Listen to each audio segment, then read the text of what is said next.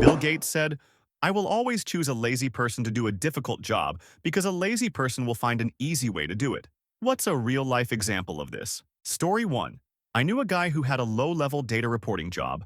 He had several daily weekly work responsibilities, including a bunch of reports that needed quite a bit of tweaking from raw data to finished product. But like I said, low level. We didn't find out until way later, but he had set up macros for each of his major responsibilities where he could. Once set up, he'd just run the macros to do his work, but then he'd smartly hold off on delivering the reports until just a little before the deadlines.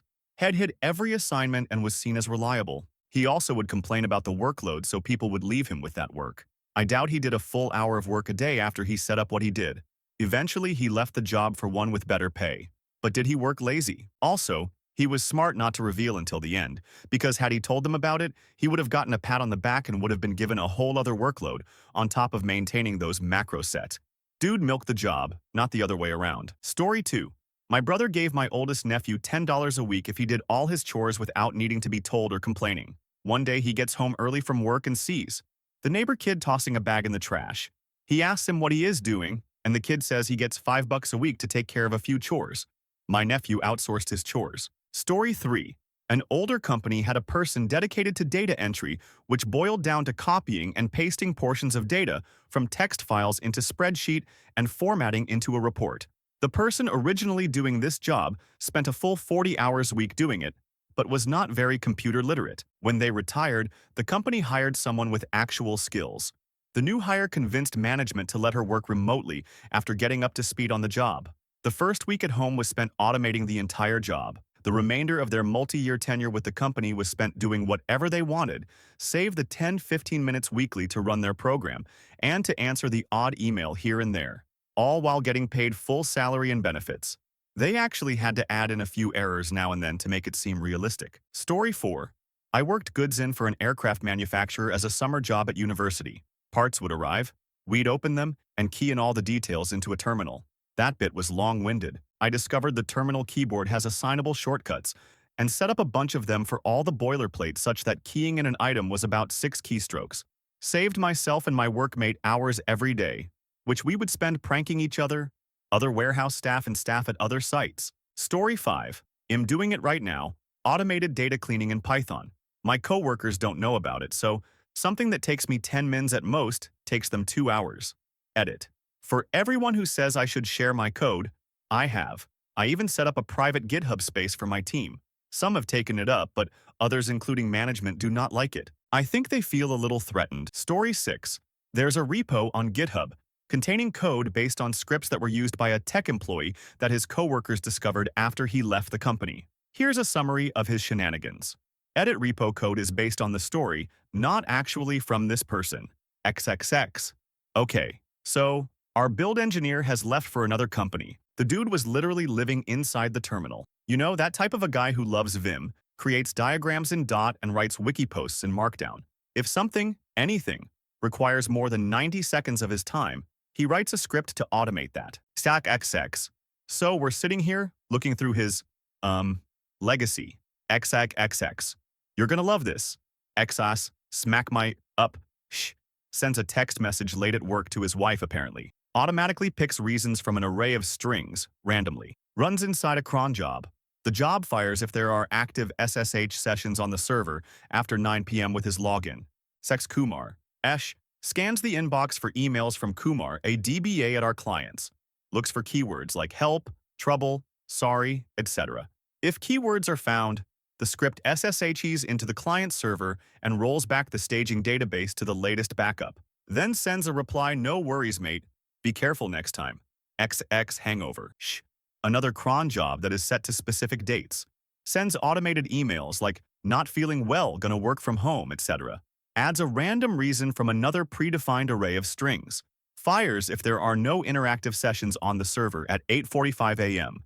X and the Oscar goes to coffee. This one waits exactly 17 seconds.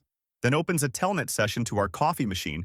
We had no freaking idea the coffee machine is on the network, runs Linux, and has a TCP socket up and running and sends something like sysbrew. Turns out this thing starts brewing a mid-sized half-calf latte and waits another 24 seconds before pouring it into a cup. The timing is exactly how long it takes to walk to the machine from the dude's desk. Holy. Keeping those years ago as a student, I got a job stocking shelves. Guys were carrying the heavy boxes, put them on the floor, and bend each time to pick up the items to put on the shelves. I was maybe a light 100 pounds woman, and carrying the boxes was just killing me physically. So one day, I had an idea. I put the box on an old desk chair and rolled it around. No more carrying and no more bending. Funny thing is that instead of doing the same thing, most of the guys called me lazy and kept carrying the heavy boxes, just to prove how strong they were. Now they have special rolling carts to do the job. Story 7. An engineer spent hours developing a program so they could start the coffee pot from their desk and not have to wait for coffee when arriving in the break room. Story 8. Every year in the Canadian winter, power lines would fail due to the weight of the snow. It took many days to build up enough to break a line, so they employed a team to walk the routes and shake the poles to loosen the snow. One day, they saw a bear shaking the poles and realized that if they could get the bear to do it, they wouldn't need to walk the route. So they gave one guy a bucket of honey, and he'd walk the route painting the sides of the poles with honey to attract the bears. It worked for a few more years, but this still takes a lot of time to do. So then they had the idea of flying a helicopter along the route with a trained sniper with honey paintballs that he'd shoot the poles with. On its maiden flight, the helicopter passed the lines, and the downdraft blew away all of the snow. The flights continue to this day, but without the sniper. Typos and grammar fixed by You Brothered Bad. Story 9. I was invited to my friend's yearly apple picking. It was a full day of apples and kids, and filling a truck for cider. I'm lazy and suggested we make the process more efficient with tarps on the ground. We managed in 2 hours what historically took all day. We didn't even get to the picnic lunch. Essentially, I ruined apple picking. Story 10. My ex-boss gave me an Excel sheet. 124. rows Excel sheet. Had all the company customer data per row, twice. In some of those duplicates, there was an error. She needed me to go over the list one row by row to check for mistakes and mark all the faulty entries I could find. Through 124 oral rows. She wanted me to do that using the arrow down key and my mouse. I thanked her. I sat down, invested half an hour into Google, copy-pasted some parts of this formula, then some parts of that. Finally, I had figured out the formula. I double-clicked the tiny rectangle so that the formula gets applied on all rows. Worked like a charm. I stood up, got myself a coffee, talked to some colleagues. Then I went to my boss. She had anticipated that I would need 3 days for this task. When I was back less than an hour later, she thought I hadn't understood the task. Or maybe a follow-up question. I will never forget the expression on her face when I told her I was done. There were 6 faulty entries. A year and a half later, I enrolled into computer science at university, where I will finish my undergrad this summer. Story 11. The clerk was asked to bring 145 white papers into the office. He doesn't want to count the papers manually, so he printed 145 blank sheets and took them in. Story 12. Back in high school, a lot of kids used to walk through his park to get home to school. A portion of the path went into the woods because it was just quicker than walking the actual trail. At one point in the walk through the woods, you had to go up this small but tedious hill. Nothing major, but it took like 10 seconds of hard work to go up it. You couldn't go around because one side was a small cliff to the creek below, and other side had dense trees. One summer, a bunch of us got together and decided to just dig through that hill to make it flat. It took like 14 of us 3 good days to get through it. It was a hard 3 days, but it was definitely worth it. Saved 10 seconds of hill climbing every morning and afternoon, 150 days of the year. And it wasn't just us, but hundreds of other kids who took the same party every day. Sometimes you need to put in a lot of work so your future selves can enjoy the easy way out. Story 13. I don't know if this is a true story, but kind of fits your request. There was a manufacturing plant that made toothpaste. One year, for some reason, there ended up being an unusually high number of empty boxes being shipped out. So in order to stop that from happening, the head of the company hired a couple engineers to develop a system to catch any empty boxes, so they didn't get shipped with the boxes that actually had the toothpaste tubes in them. The engineers developed a system that if the box weighed below a certain amount, the system would stop and a worker would have to go remove the box and start everything up again. The person in charge loved the idea and implemented it immediately.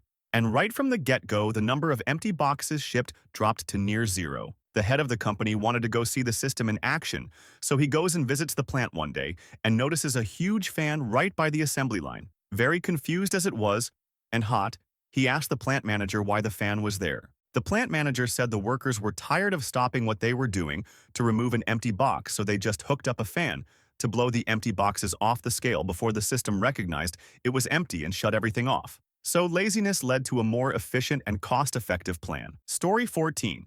Does Alexander and the Gordian knot count?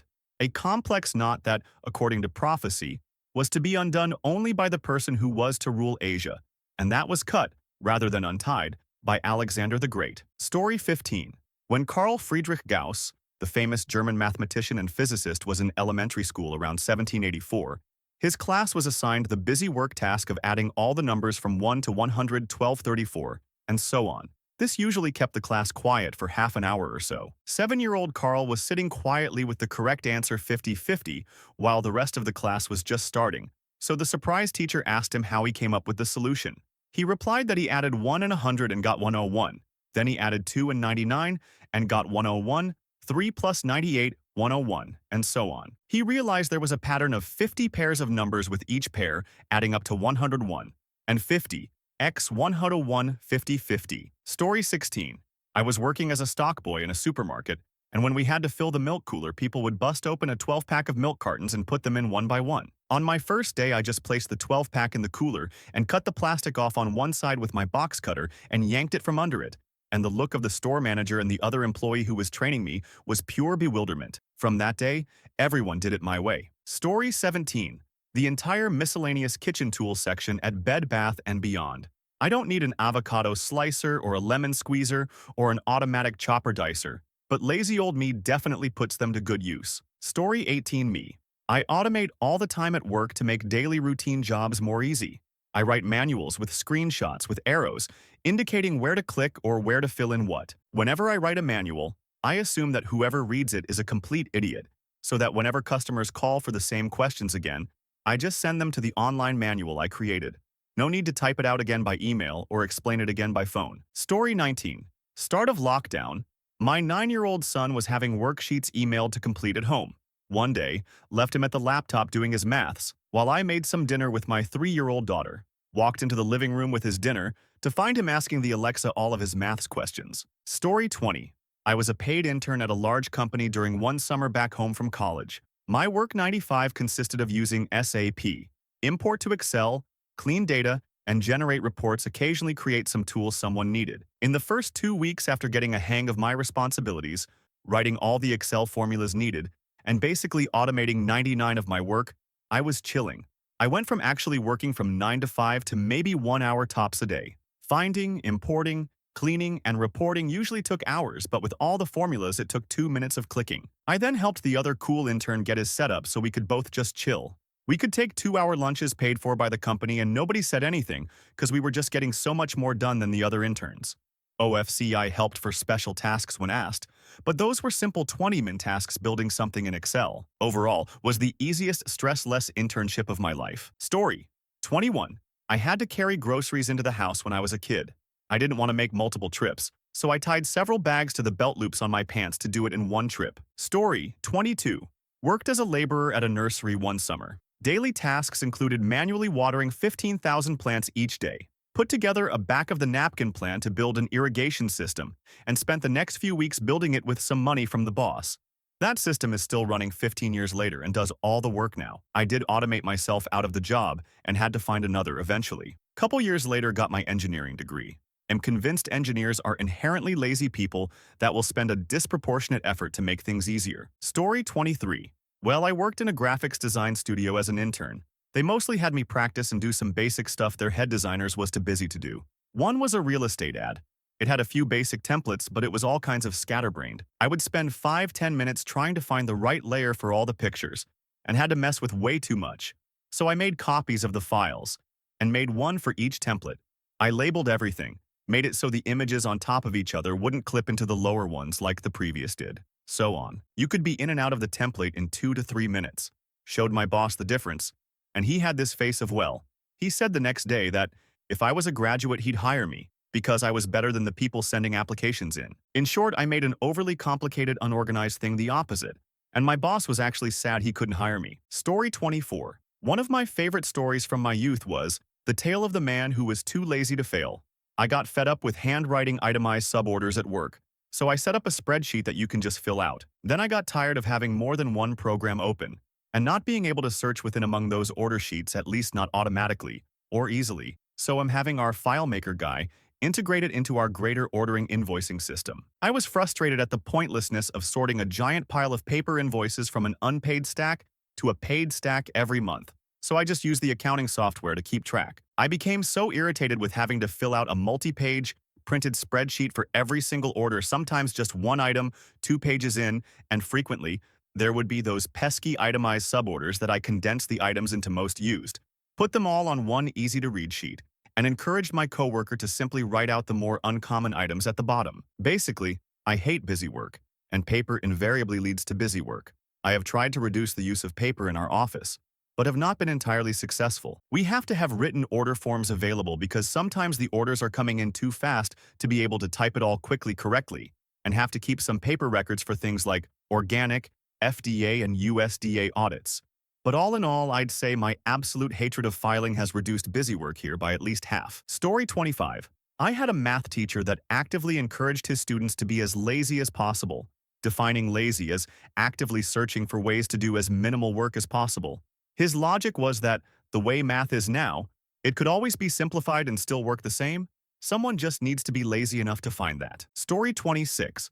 It took me like 3 months, but I automated a data pipeline to extract data, clean it up, and spit it out in an Excel or PDF format to one of our clients. I walked over to shoot with the lady who handles my client and gives me tasks, and she told me we make 40K off them every month for that automated job. I need to go start my own business. At work, I go through parts and apply 2 different kinds of tape and 2 different kinds of weave. I have finally got the rhythm down, and now I do each part individually and apply everything at once. Everyone else goes through an entire order, just applying tape, then goes through it again to do the weave. I asked to use the big table in the back of the shop and just put all the tape and weave tools there, and do the parts all at once. Normal rate for an 8-hour shift is $1,200, but I can manage $1,800 in a day, going at a nice steady pace. Edit. I can get $1,800 going at a steady pace. I've done it before, but I usually don't. Most days I go slow and relax, purposely only making $1,300, $1,350 or so parts. It's just enough over rate to get my incentive bonus. And, thanks to being a hard and fast worker, the uppers leave me alone at my big table in the back. They look the other way when I have an earbud in one ear, and they don't notice that I scroll Reddit or read a lot. Edit. I can't say what products we make. They're too recognizable, and Googling it would reveal where I work and live. Story 27. My greenhouse's watering system. I would spend an hour per day watering the garden, 30 hours per month. So for 50, I set up a PVC watering system in a few hours. Now I just turn on the spigot and watch while I smoke a joint. Story 28. If I need directions. I'm not asking a man with one tooth, I'm asking a man with one leg, because he definitely knows the easiest way to get there. Yep, if there's a shortcut that one leg knows where it is, you won't be hopping fences neither. Story 29. My brother-in-law spent a whole summer trying to figure out how to fix his sagging deck at the lake, which he could in theory crawl under and jack it up. It would have been a tunneling project. It's a 60-60 area all long 2x6 boards. Massive. I sat there long enough with enough beers in me to come up with the idea of just cutting a square out of the sagging area, about thruft x thruft, jacking it up, then re-screwing down the boards. He paints the thing every spring with a roller anyhow, so it's not like the square cut shows up. He thought I was a genius. I was just lazy. Story 30. When I was in college, I had a job at an Italian fast food place with a reputation for its breadsticks.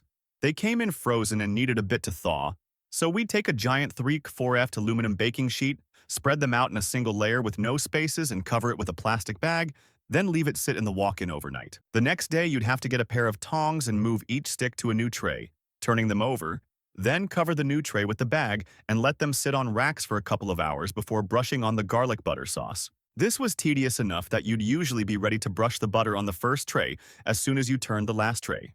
I was given this task for the first time one morning and just did not want to deal with it. I realized if I put the second tray upside down on top of the first one, then turned it over, and took the first tray out, I got exactly the same results. Blew the boss's mind when I did the 3-hour job in about 15 minutes. I was given a 0.05-hour raise. Story 31. Worked in a local adult education center. One of my main tasks was to make calculation about how many people enlisted for a course, how many of them got discounts, unemployeds, e.g., how many men, women age, etc. That was needed to calculate upcoming courses, fees, etc. That was my only work there, and I hated it. My only work. This was in early 90s, so PCs were a thing in our offices, but I had no idea how to write a program or use a database to use this information. Lucky as I am, our center had an interesting policy. When you want to educate yourself, you can attend that class for free. And when it's during the work time, then this is work time. As long as my supervisor is okay with that. She was.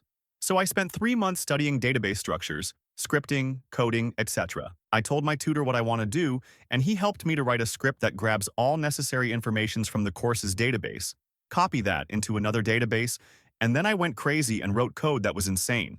I implemented what-if scenarios thanks to filters. At the end, I was able to do my work that needed 6 chars a day within 15 minutes. I mean, before that, it took e.g. an hour to have all the necessary informations to have a how many unemployed single-parent women does it need to make the costs of that course even. I had everything back then. Now you want statistics. How many single-parent disabled foreign women at the age of 80-90 are needed for the next 2 years to keep the ornithology course running? Sure, no problem. Clickety-click, done. After that, I started the PC in the morning, grabbed all the data, ran my script, was done within 15 mins, and then read the book I brought from home. At the end of the day, I gave my supervisor several dozens of papers, statistics, predictions, etc., and said, that was a lot of work, and went home. My supervisor was super happy with me because I did so much more now and was super effective. Story 32. My girlfriend will kill me for this, but I hate taking a finished toilet paper roll downstairs to throw it out. Me just leaving the empty roll in the bathroom annoys the out of my girlfriend, so I developed this strategy when there was only a few sheets left. I'd start using sheets from a new roll and leave the old roll with sheets still on it. That way, she'd always be the one to finish the roll and have to take the empty one downstairs. Edit. For people asking why I don't just use the bathroom rubbish bin, we recycle our cardboard. Story 33. I have a massive exercise to do at our year-end accountancy. My work previously got checked by another manager who spent over 3 weeks going over the data. Eventually, she got shifted to another department, and that workload fell on me. Basically self-audit, and then present the data to the actual auditors. My previous manager was absolutely at Excel. I didn't let on, but I did all the audit on a separate file using simple but out-of-the-way formulas. Not only did I reduce the task from 3 weeks to basically real-time checks no time, but when I was told that I have to perform that exercise every month, my job became a dawdle. I didn't let on that everything was automated by SUMIFs, indexing, max values, and range checks. Living the dream. Sorry if I rambled on. Story 34. When Peter the Great was building St. Petersburg, there was a huge boulder needed removing as it was in the way of a road. Lots of contractors tendered for the job. They would use explosives to start, smash it into smaller pieces using sledgehammers, and then cart them away. A local peasant also put in an offer for half the price. They gave him the job. He and a few friends dug a large hole next to it, took away the excess earth, tipped the boulder in and covered it up with the remaining earth. Story 35. My boss put my name in for leading a project group shortly after I joined the company. I had no experience whatsoever about project managing, yet he still demanded that I lead the group of 12 people. All way smarter guys, tech background and E. These guys are like magicians for me and with way more time at the company. I'm a business guy who's too dumb for balance sheets. That's why I'm in HR and because I quite like the field the most. So we started the first meeting. I asked for everyone's plan, experience and ideas, gathered the different pros and cons, cross-checked with the budget we had, put on a time frame with milestones to reach around 6 months, put in valuable people to consult at different steps. Why did I do that? Because I like organizing stuff and keep everyone on the same page and delegate to-dos. Got promoted because of the success of the project. I asked my boss why he put me in for it since I never done anything like that. He said because I complained in the first week that most of the work has way too wonky structure, no clear guideline, and this could be improved heavily if we just take some time into it. And because I hated talking to others if I had questions, and I wouldn't get a clear answer like ask 10 people the same question and you get 15 different answers. In the long run, this would make us way more efficient and keeps everyone on the same page. All because I hated disorganized work. Story 36. One of my favorite examples is Andy Kim. And I'd like to preface this by saying that I don't think Kim is lazy so much as a genius. Andrew Kim was a singer-songwriter who became famous under the stage name Andy Kim. He achieved success writing songs for bands like the Archies, possibly most notably Sugar. After his success, he coasted for a while until his record label dropped him for lack of output. At that point, he created his own label and cranked out hits like Rock Me Gently. When they saw this, The big record labels then bought his label under the assumption that they would then profit off of the songs he wrote and performed. He then very shortly stopped writing songs and largely lived off the sale of his label. Work smarter, not harder. Story 37. We had to hold a thermometer in water and chemistry class. It probably was only a 20-minute experiment, but your arms get tired after a couple minutes. And you can't let the thermometer touch the bottom of the pan, or it won't get an accurate reading. So instead of sucking it up and just holding the thermometer, my lab partner built a contraption out of lab books and paper clips to somehow hold the thermometer in the water without it touching bottom. It was the stupidest looking thing you would ever see in a lab class, and our professor even walked over and said, "If it looks stupid, sounds stupid, but it works, then it isn't stupid." My lab partner and I joke that he wasn't talking about the contraption, but the intellect of my lab partner. Story 38. Me. I am a real-life example of this. Wow, you do amazing work, you must work so hard. No. Step 1 of any new job task is workflow efficiency. But I let them continue to think I'm busting my while I surf Reddit. Programming away work is the real-life example of this. Story 39.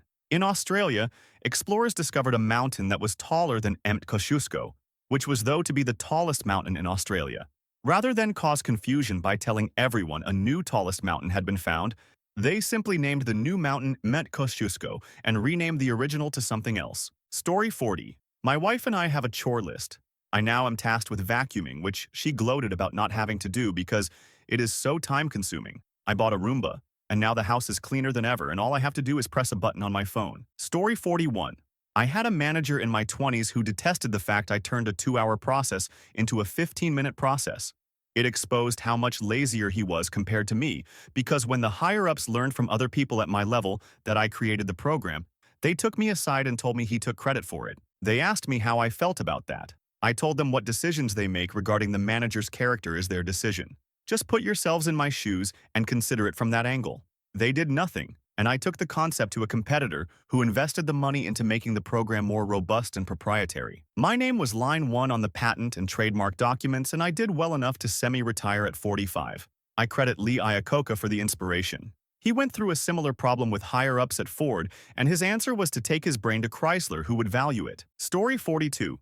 Hopefully this hasn't been posted yet. Basically, in order to restart a server, they made a robot that would eject its CD tray every time it couldn't ping it. Story 43. In construction environments, it's quite common to have a soft foreman underneath the actually person in charge. You basically find the individuals you know want to work their way up and give them components of the work, and however many people they need, they'll do it because oftentimes it means less physical work for them. You're still ultimately signing off on their work or settling debate set, which makes you the ultimate foreman or supervisor, but you know that you can assign the task and they'll let you know when it's done, and everyone is keeping the schedule in mind. Story 44. I was once set to test a certain piece of equipment on a ship.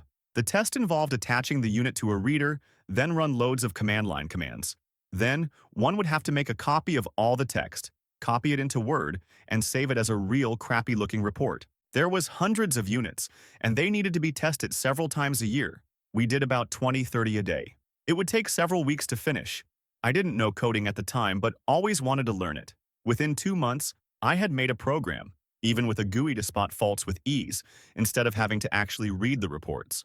The program could read 3 units at a time, and would automatically create a smooth PDF report and save it on our server, named with serial number and date. The job was now to attach 3 units, then wait for about 3 minutes, detach, and attach new ones. Basically 30 seconds work, 3 minutes break. I could now test all units in a day, though I would typically spread it out over a couple more days. When I left the company, I left the program on the test computer. I got an email from an ex-colleague a few months later saying they were using the program on several ships now. There wasn't any manual for the program, of course, but it was so straightforward that it wasn't needed. Story 45. I worked for the state doing data entry of a sort. We got scans of forms that people had filled out, and we had to go through and make sure the numbers that the computer had pulled from the scan matched what was written, since it wasn't entirely accurate. So, the software we used showed us all the scanned documents and overlaid fields right next to any point where the scanner found numbers, with the number the machine determined was written already in the field. The job was essentially looking at each field and making sure the number right next to it was the same. If it wasn't, fix it. We didn't with any of the text, it was just the numbers. Now, these scans included all of the paperwork submitted by each person, including like a dozen pages with no data whatsoever, It was just the beginning of the document that the person read before they filled out the actual forms and stuff. There was also a section just after the middle that was several more pages of information for the person. My trainer showed me how to do all this. He accepted a new document from the queue and pressed the down arrow key to scroll through the beginning section until he got to the first field. He made sure the numbers matched and repeated this process for several minutes before excusing himself and telling me I could come grab him if I had any questions. I sat down at the computer and took a look around the room. Literally every screen I could see from where I was sitting, people were actively scrolling. Some were using mouse wheel, most used the down arrow. I accepted a new document from the queue, and I pushed the tab button. The program instantly brought me to the first field a dozen pages down. I smirked to myself, compared the field to the written text, and repeated that process instead. I did go back and scroll through that first document to ensure I hadn't missed anything due to a goof in the software or anything like that. Near the end of my second day, I was called into my boss's office and asked what I'd been doing the past 2 days. Turns out, as of day 2, I was churning through 5 or 6 times the amount of documents a day compared to people who'd been working there for years. My boss assumed I was just clicking through new documents without doing any work, and was very much acting like he had caught me red-handed. I asked if they reviewed the documents I finished to ensure that I'd done the work. He replied that they hadn't, but it was obviously impossible to go through that many pages in the time it took me to do it. I told him that I knew for a fact that if he went through any of my work, he'd see everything was fine. He pulled one of my finished documents at random and spent several minutes scrolling through it, shaking his head to himself, staring daggers at the screen. He admitted that this document was fine, but it would take hours for his assistant manager to review all my work. "Can I show you something? Could you please pull up another random document of mine?" He rolled his eyes, but he did it. I stood up from my chair, came around the desk, and I hit tab. He was looking at the screen like it was witchcraft. I showed him the field matched and tabbed my way through the rest of the fields, confirming the rest of the numbers as I did. I finished reviewing the whole document with him in less than a minute. He asked me if my trainer showed me that. I replied that he hadn't, but it was a universal keyboard shortcut that I'd been using since the early 90s. This happened in 2013 BTW. He just looked at me for a bit and then said he had to talk to his assistant manager about the whole thing before asking me to go back to work. Later, heading out at the end of the day when my boss asked me to come over to his office. He fires me for not taking the job seriously and potentially causing delays to taxpayers due to inaccuracies.